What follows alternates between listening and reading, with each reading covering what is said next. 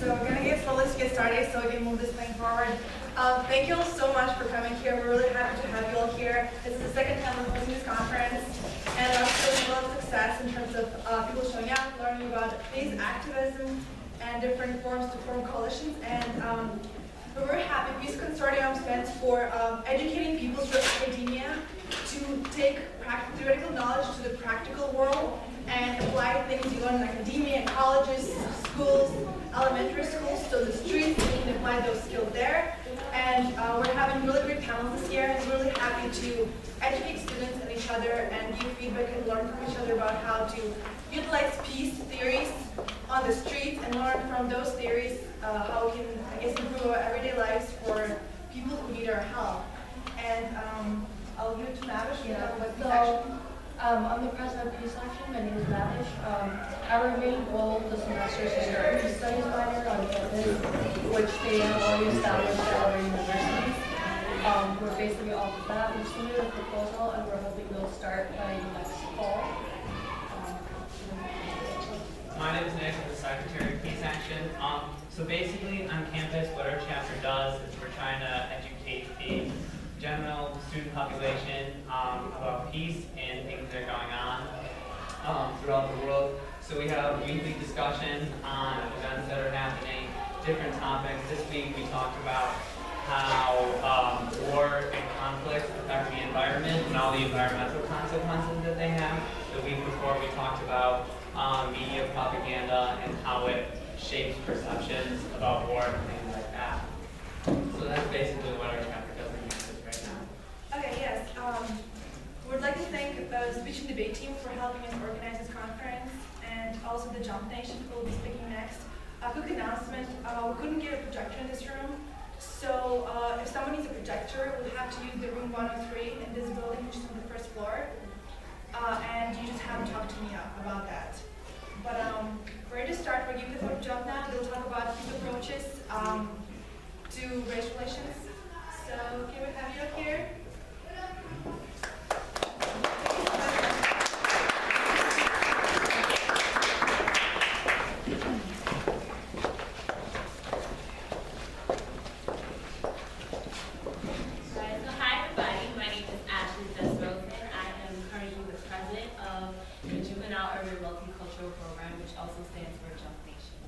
I'm a senior here at Binghamton University with a major in English. My name is Raul Sepin, and I'm a Latin American Studies major. I'm a fundraiser for Jump Nation. My name is Nana Atua. I'm currently the PR for Jump Nation, and I'm a math major with higher education. Hi everyone, my name is Angelique Salzan, and I'm the secretary for Jump Nation. My major is psychology, and I'm also a senior. Okay, so what is Jump Nation? Jump Nation is a mentoring program. Like I said before, it stands for the Juvenile Urban Multicultural Program. Our mission is to decrease the high school dropout rate while increasing enrollment into institutions of higher learning. And how we do that is through mentoring students from the inner cities, also Roane County areas, like Endicott, Johnson City, things like that. Angie is going to tell you why and how we got started.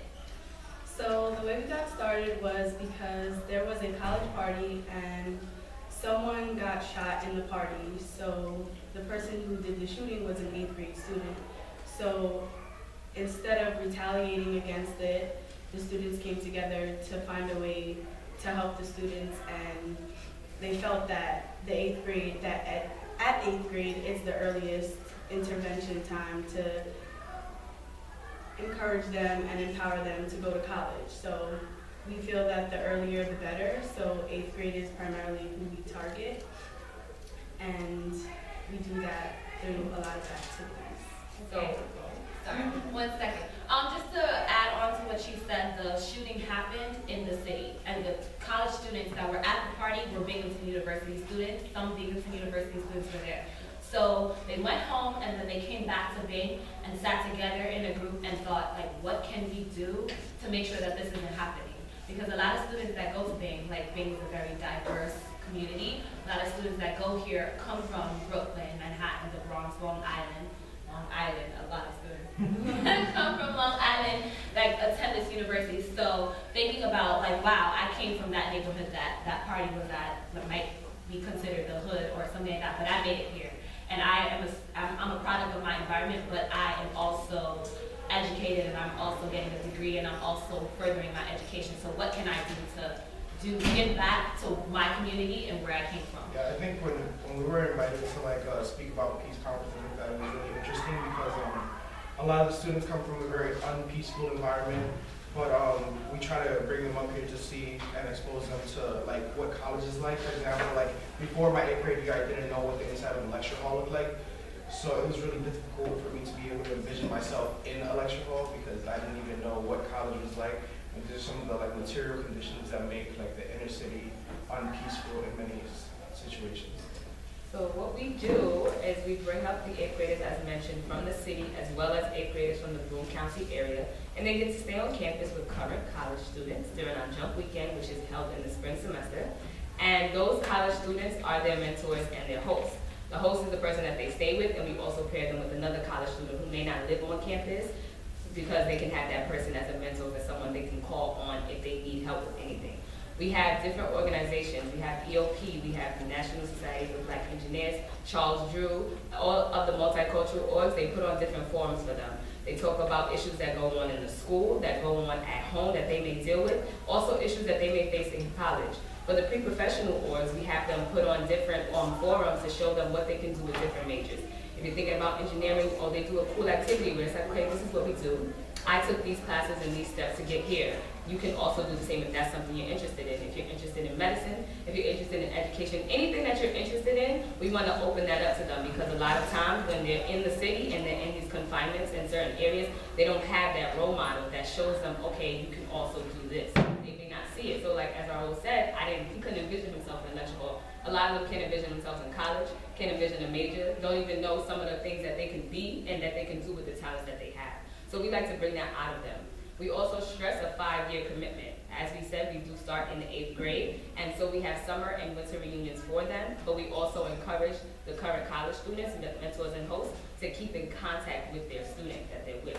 So that means through Facebook, through phone calls, text messages, in any way possible, be available for them so that they can also mentor them while they're in high school, helping them through when they want to decide to go to college. What colleges do I take? Go to? What AP courses do I take if they're offered?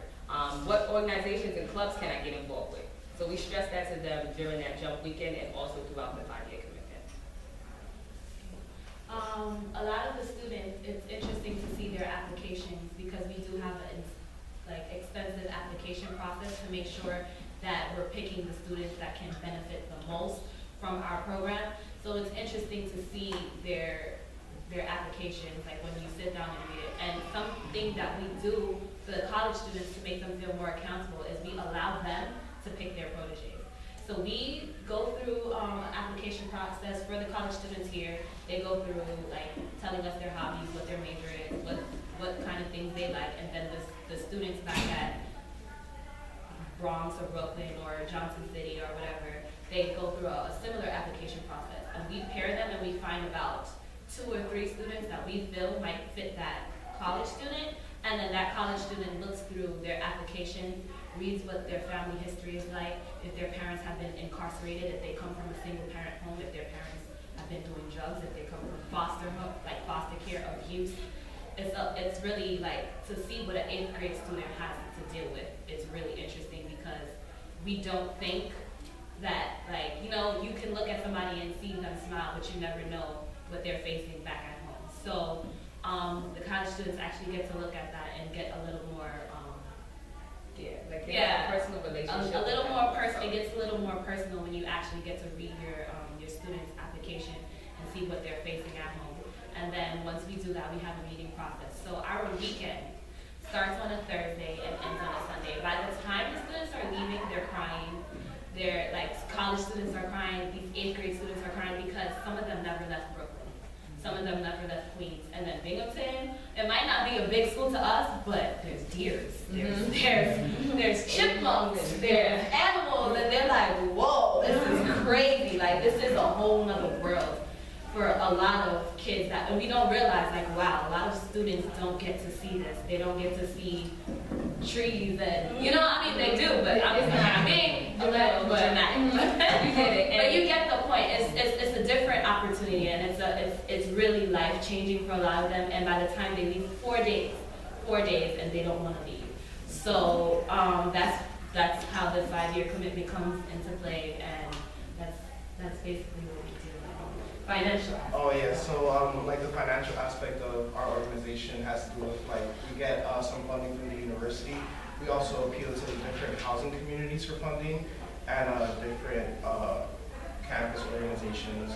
We ask local businesses for donations when we have events like for food and things like that. And we try to work with the community because these are like some of these children from this community and areas from this community who attend middle schools in the local area. So a lot of the businesses like feel comfortable contributing to the organization in terms of that.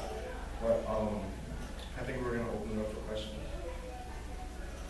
And one more thing, I feel like we've been stressing the inner city a lot. A lot of the college students that do participate don't come from the inner cities, like they come from Westchester or Rockland or things like that.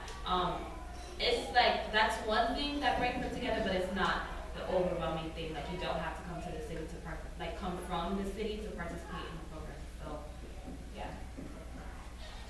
And just to add another little quick, a lot of times some people may think about Jump Nation like, why should anybody here care about Jump Nation? Why should we care about 8th graders? And it's like, what is that doing for the Binghamton community? And at the end of the day, these are the students that will be attending the school. So to give them that opportunity to even see that, for them to even come and apply, that's something that we want to do. We want to open that door. Because a lot of people don't know what Binghamton is really anyway. Because I really didn't know until I got an email. I'm a mail from Binghamton. I wasn't there. So this is our way, we're sending a mail to them in a way, saying, okay, look, this is something that you can shoot for. And a lot of students, like we talk to guidance counselors, when calling schools back, and they're like, these students want to come to Big now. And so now you have some advocates. Little success story. Just reminded me. Okay, so like we said, we have proteges, the 8th grade students, that's what we call them. Actually, a protege that came through the Binghamton University program is actually at Syracuse University right now, and then she started the exact same program, because this was the only program here. This is the only Jump Nation that was ever started. She started the exact same program at her school, so now we have a chapter at Syracuse University. She started through the 8th grade at risk, labeled at risk by her guidance counselors, her teachers, everything like that, and now she's the president of the program at Syracuse. And then from Syracuse, they branched off to Buffalo. Like now we're getting to different campuses, and now we're starting different things because of that one protege that we make. Like it makes a difference. So yeah, it's a little success story. How could I get involved? Like, it sounds really interesting. Okay, so we have. So we have like general body meetings that are gonna start happening every other week now. And we also have constant like events throughout the week. We're hopefully gonna start a new initiative that we're gonna like go out to local schools every other week too. And I'm trying to work with students locally. But I think Jump Weekend is the biggest contribution because we always need a lot of male volunteers. Because it's often more difficult to find men to want to volunteer for these kind of programs on campus. A little more. We have an application process and then an interview process. So if you come to our meetings and things like that, and not even if you visit our website, now the application should be up now. Starting now, you can visit jumpnation.weebly.com and you can get our application process and then set up an interview, and then that's how we get put into the program to get a protege for that program. Do you find that you get like pushback from the 8th grade students? Like, because I moved here in 9th grade from Brooklyn, so I kind of like, and I almost dropped out of school because I felt like, nobody relates to me here and I'm just different. So I know my first initial reaction when I moved here was kind of like, that this place is like the country, nobody gets me, you're all just like country bums and I'm just a city folk. Do you get that from your students too, like when you bring them up here, or not really? Yeah, sometimes, this is a different environment for them. So they're just like, wait, huh? And like you said about dropping out, one protege did talk about how she wanted to drop out. And we was like thinking 8th grade, but we talked to her and see all, like she was going through and everything. It's like, just don't give up right now. So yes, they do feel a little taken aback. It is a very different environment. Culture shock. Yes. Right. Culture shock. I think it's interesting. I was walking with my protege Ronald last year, which is one of the 8th graders that came up, and he was talking to me about like how it felt weird to walk in Binghamton without like having to like look around. And And this is something that also happened to me, which is like, oh, like I can walk here at 3 o'clock in the morning, and I'm probably not gonna like have to like go out in a scenario or situation.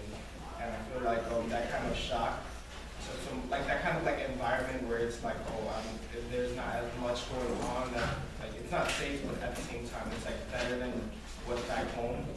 I think it sets up the right atmosphere for what we want to do, which is like inform some of the 8th graders that there are other options, and that the material conditions that they face aren't the only material conditions that people exist. To add on to all of that, I just wanted to say that a lot of these students do get affected because the things that they go through at home, they really don't open up to their family members or like people around them to talk. So a lot of the times when they do come up here, they have like breakdowns. Like I remember my protege the first night she got here and we were talking, she just like completely broke down telling me her life and how things are going, and it kind of helps them in a sense too, because it's like I told her like my life and how things went too, and she's like, man, I can't believe you went through all that and you still like were able to make it through and come to college. And it's really like empowering to feel that kind of connection with somebody. So it really, really helps. So they can cry about like day 2, kind of. Like, for real. And then it's hysterical by day. Then it's like, I don't want to leave. But Brooke. Yeah, I'm interested. How many of you, as students, have courses where you actually can study about childhood? About child what? Childhood. Childhood. I'm an education minor now, so we do learn. Well, that's more so about the education system. We do dabble in about how children work and how they learn and how positive encouragement in that way. But you study. All of you have been talking about what recently, the last 10, 15 years, they've been talking about is adverse childhood experiences. There's a whole body of research about how that affects your adult life. Yeah. Now, you studied that kind of thing I would. in those courses. No, not in the courses that I'm taking. I said I am a math major, education minor. So I'm not studying that in particularly, but we do, honestly, we know it, and we see it from experience, we learn. And then we have e-board members. So our e-board is kind of big. So it might not be us, but we have social workers on our e-board, graduate social work students that attend Binghamton University. We have HDEV majors that do have classes specifically childhood, adolescent classes like that talk about those things. Not us in particular, but we do have students who take classes like that, and that's why they actually gravitate towards our organization. Yeah, I think something else we kind of stress is the fact that a lot of us come from some of those adverse experiences. So some of the knowledge that we acquired and some of the basically survival mechanisms that we've acquired are something that we pass on to these students, which is this is what you need to do to sometimes just leave your environment and be able to find opportunities for yourself outside of this environment where you can educate yourself or just go to college. And I think that we don't engage all those a lot of the studies or a lot of the literature specifically. I think our social workers implement it, but I think that a lot of the knowledge that we acquired based off our experiences and the Jump alumni, it's been an organization for 23 years. Yeah. So they've passed on a lot. And to go off of that, it might be something I wish somebody would have said this to me when I was growing up or when I was going through high school. I wish I would have known what we're doing for these students. I wish there was a program like that. I would have been in Harvard by now. I could have been in Yale. You get what I'm saying? I would have taken my education way more seriously had I known at a younger age, and that's what I think essentially is what we're doing for them. And then also, to go off of what you were saying a little, we do have training processes. We do go through a week of intense training with not only the e-board members, but with the people that we're giving you children to stay with for a 4-day weekend and stay in your rooms and sleep with and things like that. So we do have a legit training process that we go through with the college students as well. And I guess that's where the social work and the literature that deals with those classes would come in. And just to piggyback off my meetings, focus on how different issues affect our children. So when we do our general body meetings, we are also doing research on the side, reading literature, and educating ourselves as well. So we all encompass education on that kind of level, as well as our other e-board members who bring back information to us as well in our meetings, because we have meetings twice a week instead of once a week like other organizations, because we plan all year round for these activities just to make sure that we're prepared adequately to give these skills, life skills, education to the children as well. Yeah, we believe that, you know, the firsthand experience is always, not always, yeah, always the best. Like, you know, that takes a lot of precedence, because a lot of things you can read it in a book, and like we talk about it in the GBs and we talk about it in e-board, but when you actually experience it, it's a little different than when you just reading it. And then you get to like, I remember when this happened, and I don't know how to act when somebody tells me that, you know, they would rate that in the 8th grade. Now, I heard that now, and now I can bring that back and talk to my e-board and see, you know, like, yo, what should did I do this right? And then, you know, God forbid, when that does happen again, I can act better when I'm responding to them in a more sensitive way that also gets them to open up and, you know, start the healing process.